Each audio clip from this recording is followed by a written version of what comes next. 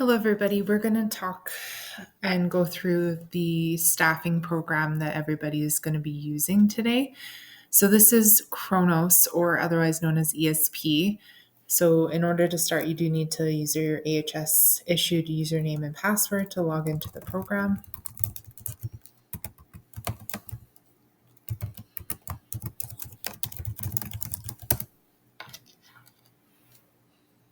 This is the welcome page. Mine's going to look a little bit different than yours just because of my role.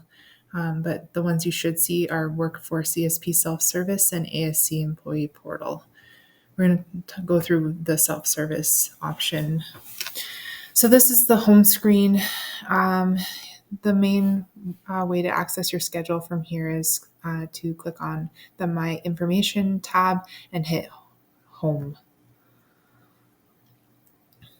So this is what it looks like. There's different color codings. There is a legend on the right here. But the white shifts are regularly scheduled shifts. Light green indicates a pickup shift or an adjustment with your schedule. Light blue means off for a variety of reasons. And then you can see here at the bottom, we have dark blue and we have dark green. That can indicate that you have made a request in the system, but it has not been approved yet. So this would be an off request, and then both of them combined would be a trade. You can see down here there's a little bit of a rationale behind the shifts and what they all mean. You can see on June 7th there, we scroll down even further.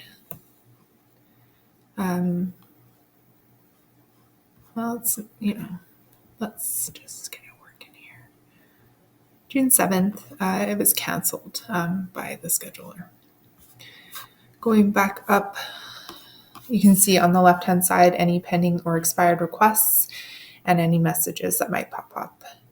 Availability is super important to put into your schedule because that is how you get pre-booked into shifts. So you can see here I entered some availability into my schedule. In order to add or edit availability, you click on the shift that you want to alter, click on hover over availability, and then click add edit availability. You can do it by shift class or by time, whatever you prefer. There is the day shift, which is 7 to 1500, the evening shift, which is 15 to 11, so to 2300, and then the night, which is 23 to 0700. Once you've chosen what you are available or not available for, click save. It will show up like it is showing up here for me.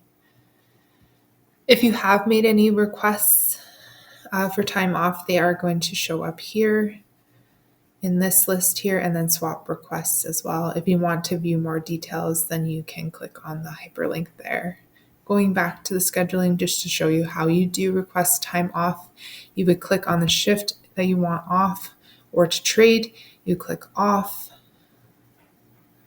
You select your unit, you select your reason, choose the most appropriate. You add your comment. If you have any further details that you want to bring up, hit submit.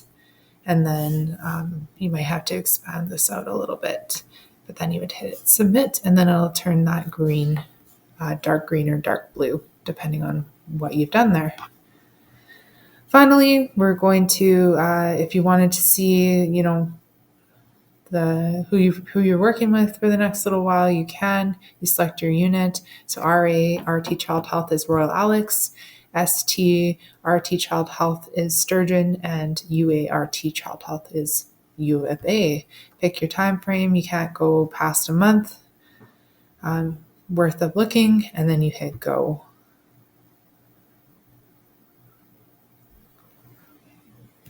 Oops. Might help if I actually chose a unit, hey? It'll populate this report. It can take a few minutes to do that.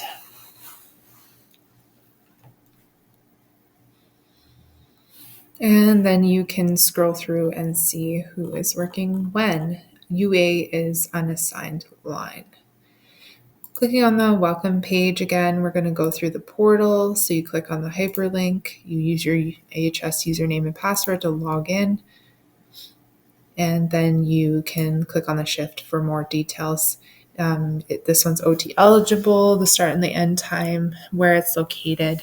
You can do a full shift bid by clicking yes, a partial bid. So let's say you can only work 7 to 3, you could put that in there, or you can decline the shift. Over here is your contact preferences. We are recommending that everybody just goes through the app. So make sure that none of those are checked off. If you are awarded the shift, or if you bid on it and it's pending, it'll show up with the slashes in it. But if it is awarded, then it'll show up blue. In the app itself, it'll show up with like a little green awarded symbol. Hello everyone, we are going to explore INSITE a little more in this video.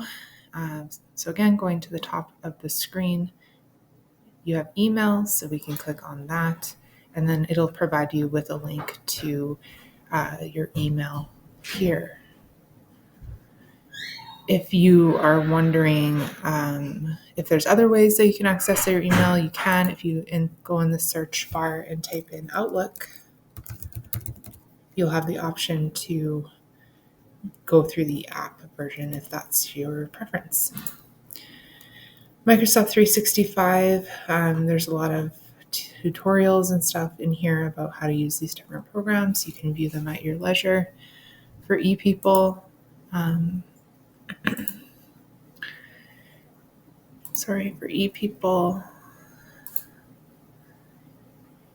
you can use your EHS username and password, and you can sign in to this.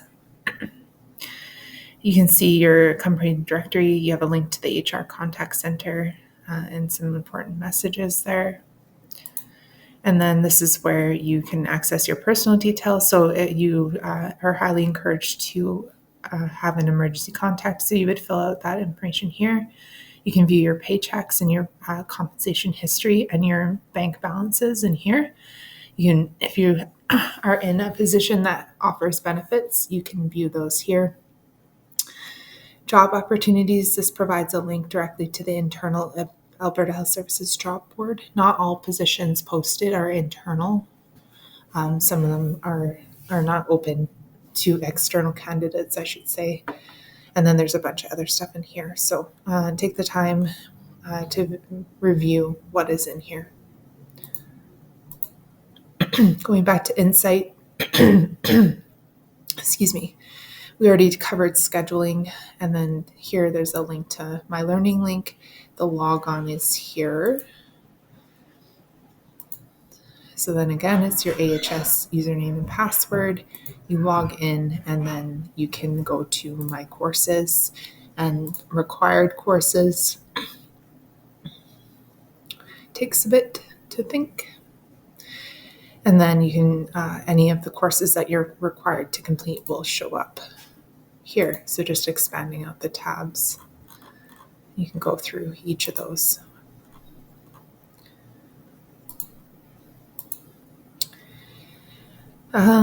Policies and forms, this is a big one. I wouldn't recommend trying to find what you're looking for there.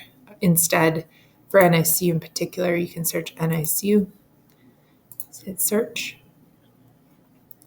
and then you can choose Edmonton, and then you have your clinical documents, clinical information, best practice bundles. So they're all listed here. This is for the U of A, Sturgeon, and Royal Alex sites. The Stollery RT program does have their own INSITE page. So if you searched Stollery Respiratory Therapy, it's the #1 hit here. There's a link to CPR booking, the Knowledge Resource Library, which is a really handy tool if you're looking at research papers and stuff like that. There's a link to My Safety Net. So if you had a workplace incident, you could submit a report there. RLS program, and a link to the employee family assistance programs. We click on the practice manual. There are some specific policies that relate to our program. Dallas is working diligently to update this so it's more relevant to us. Work in progress, but we're getting there.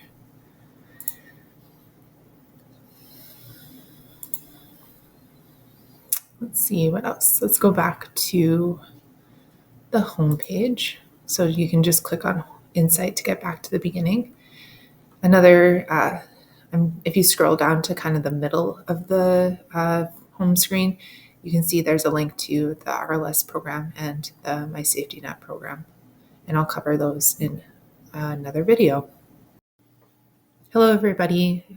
We're back to talk about RLSs and My Safety Nets. So again, go to the home page for INSITE and scroll down to the middle of it. And then you'll see the RLS login here. So click on login and then click on RLS. You can see here you have different options for filing reports. Probably the most common ones that we're going to need you guys to fill out for us is the pressure injury or skin wound one, medical device incident or problem, and other patient safety category. The medical device one, we will need you to capture the asset tag on the device so that we know which device to follow up with. For demonstration purposes today, we're going to talk through this other patient safety tab. Basically, you're just going to find all the green asterisks and fill out each of those categories. On the left here, it's going to tell you how many fields that are completed. You need to have 17 out of 17 and 15 out of 15 in order to submit your RLS. I will just scroll down here and focus in on the information sharing section. You do want to add respiratory services to the report so that Dallas does get a copy so she can get it quicker, as opposed to having the unit actually add her after the fact. So this one's super important. In the event that you didn't finish filing the report because you got called away to do patient care, you can hit exit and you can hit save as incomplete, not exit, and then you can come back to it. I'm gonna actually just delete this report because I'm not actually filling it out right now. But if you did want to go back and complete that RLS, you could come back to the info center and do that. And then when it is submitted, you can follow up with it to see if there's been any new tasks or movement with the RLS that you've submitted. You also may get an email from Dallas just getting more details, or from your clinical lead or educator as well. So keep your eyes peeled out for that. The more information we have, the better the idea we can work towards resolving the issue. All right, so going back to INSITE, we are going to go back and click on My Safety Net. You're going to scroll down a little bit and then follow the instructions and click on Employee to file the report. So you will use your username and password, log into the system.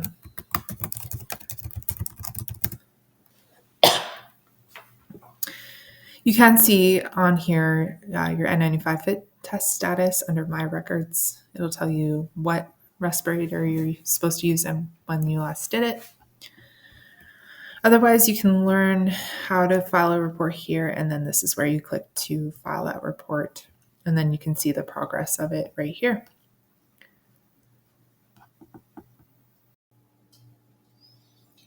Hello, everybody. We are going to go through the SharePoint site. This is the shared site for all of Stollery. This is your main way to access forms, documents that are the report sheets that are related to each unit. So this is what the homepage looks like. You can access stuff here, but I find it easier to see stuff here. So clicking on documents, it'll bring you to this page. Everything that you'll need to access will be under staff tools.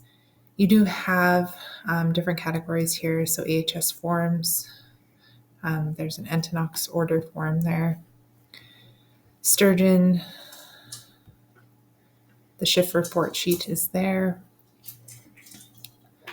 Staff resources, so there's stuff for all stollery, blood gas stuff, CPR information, equipment, signage, neonatal, past newsletters, PED stuff, the PEEP squad, which Dallas will be talking to you guys about.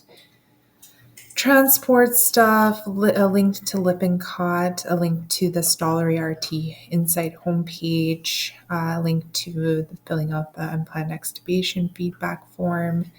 There is a QR code that you can provide feedback on orientees. Your self-reflections will be in there. Kudos to staff, any specific area or unit feedback. Going back to staff tools, you do have U of A Stollery, and then you do have the U of A report sheets are here, among other things. Familiarize yourself with this, favorite this, the SharePoint site by clicking following here, because when you go back to your main homepage for all your SharePoints, you can see I have quite a few, but there'll be a few. You'll probably have this critical care resources one that you'll get access to, as well as the Stollery respiratory therapy one as well.